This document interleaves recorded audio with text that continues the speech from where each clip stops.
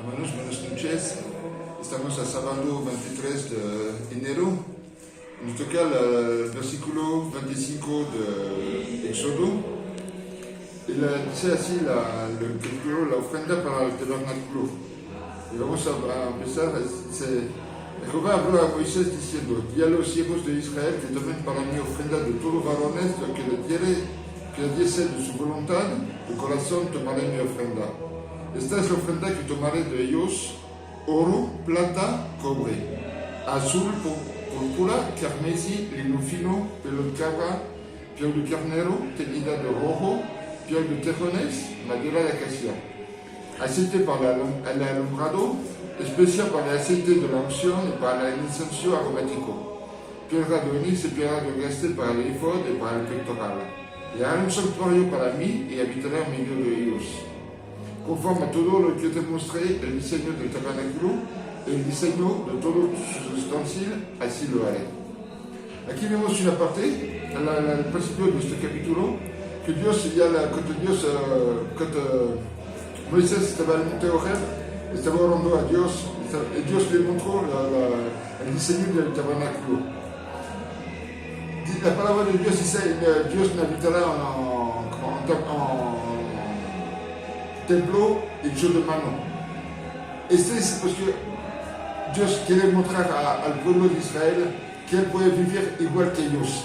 No porque él es Dios que no puede vivir en un palacio.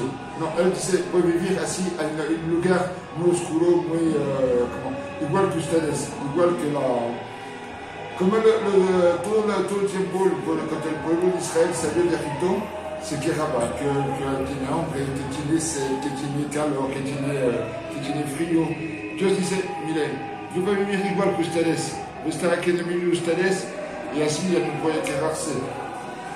Dice el versículo 10, dice: hará también un arca de madera de acacia cuya longitud será de 2 codos y medio, su anchura de codo y medio y su altura de codo y medio. Y la cubrirá de oro puro por dentro y por fuera, y así hará sobre ella una cornisa de oro alrededor. Aquí vamos a hacer una pausa, porque aquí dice como hacer un arca. A saber que el arca tiene 3 caras. La primera, que estaba igual, de acacia cubierta de oro, que representait el Padre. Adentro había una cara más chica, que orquestaba bien a la perfección. Es de pura madera de acacia, c'est-à-dire madera incorruptible, como el Cristo estaba.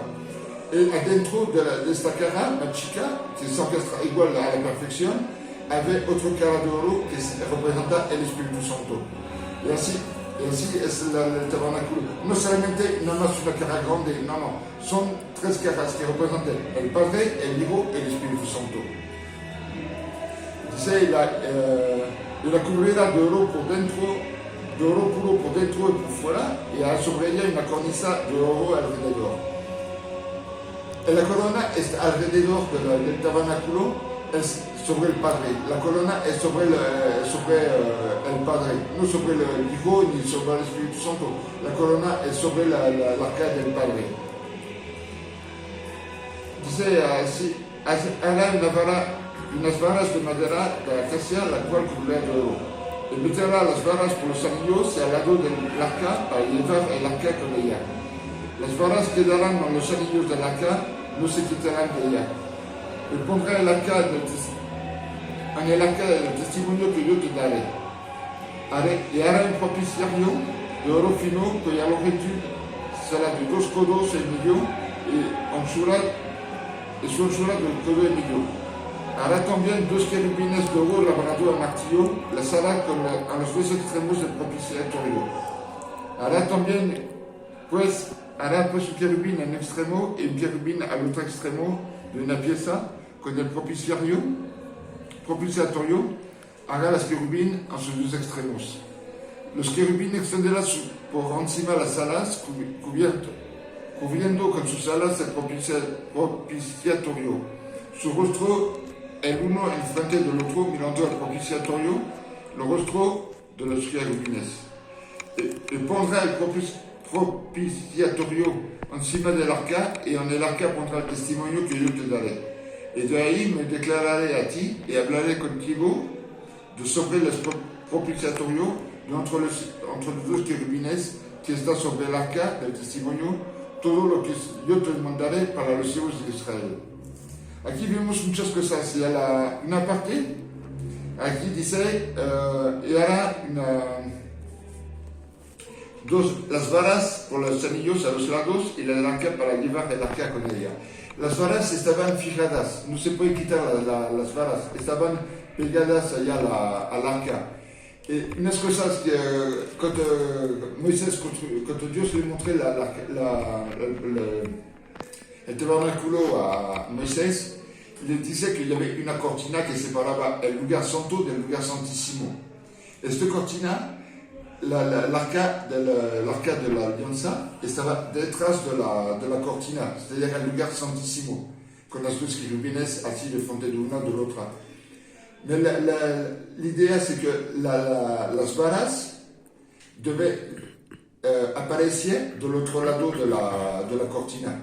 C'est-à-dire que las varas, le seront del tamaño pour cargar l'arca. Mais quand los levitas terminaban de cargar l'arca, que la depositaba al lugar santísimo, que ponía la cortina, que se cerraba todo, las varas se agrandiciaban y traversaban la cortina del lugar santísimo, porque la gente puede ver que la presencia de Dios estaba aquí atrás. Otra cosa que me llama la atención, ¿por qué las dos querubines? ¿Por qué dos querubines?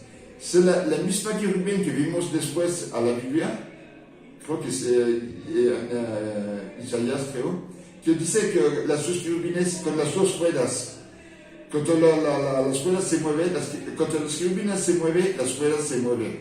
Y así. Son las mismas querubines. ¿Por qué nadie puede entrar nada más que el sacerdote, cuando estaba santificado? ¿Por qué? Porque las querubines tomaban vida cuando no había nadie aquí dentro del tabernáculo. La querubín tomaba vida. Por eso que nadie puede entrar el propiciatorio. Otra cosa que vemos todo del tabernáculo, cuando uno lee todo Éxodo, todo después todo la trío del tabernáculo, el altar de bronce, todos los altares, todas las cosas que se pusieron allá en el tabernáculo, es como un rectángulo grande.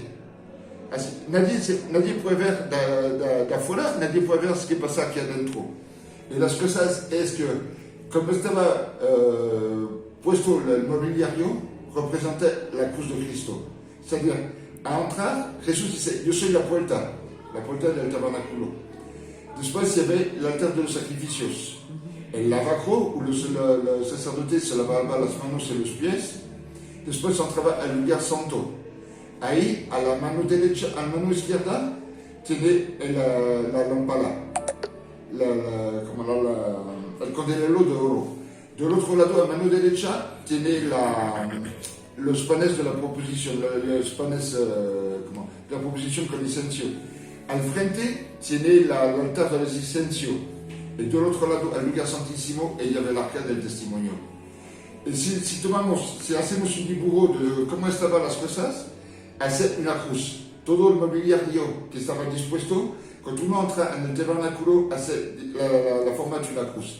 Ellos, todo el pueblo de Israel, tiene a Jesús en sombra. Ellos no lo sabían. Dice, mi pueblo parece por falta de conocimiento.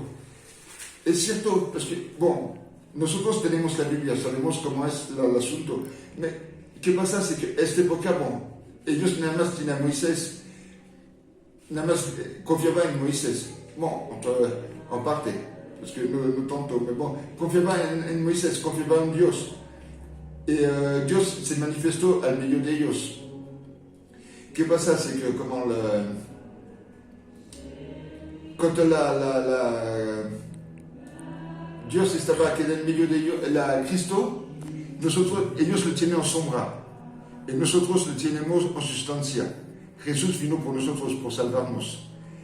¿Por qué, por qué le dice al Sargento que el pueblo de Israel no confiaba tanto en Moisés ni conocía a Jesús?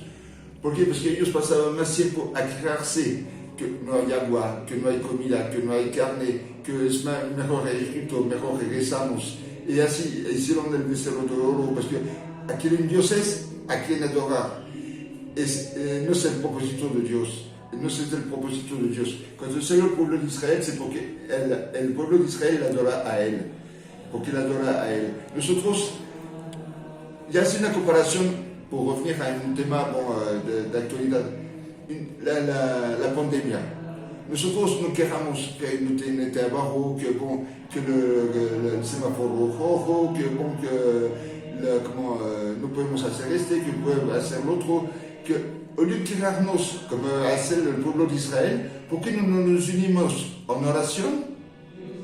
Así a Dios, clamando, como dice su palabra, clama a mí que yo te responderé. Si todo el pueblo cristiano se unaba en una oración, clamando a Dios, un día especial, clamando a Dios, pidiendo que se detiene la pandemia, como Dios le hizo con la peste que se descendió a Israel, el tiempo de David. Creo que Dios puede tener esa. Yo sé que Él no lo mandó, pero Él puede tener todo eso. Puede tener todo eso porque su pueblo puede sentir un respiro, que las iglesias puedan retomar su curso y seguir difundiendo la palabra. Sabemos que Cristo viene pronto, pero ¿cómo va a venir si la mayoría de sus iglesias son cerradas? Hermanos, ponemos de acuerdo. Si puede estar el domingo en la iglesia al mediodía y hacemos todos juntos una oración, a lo mejor no este domingo, hasta el otro domingo, hacemos una oración porque se detiene la pandemia.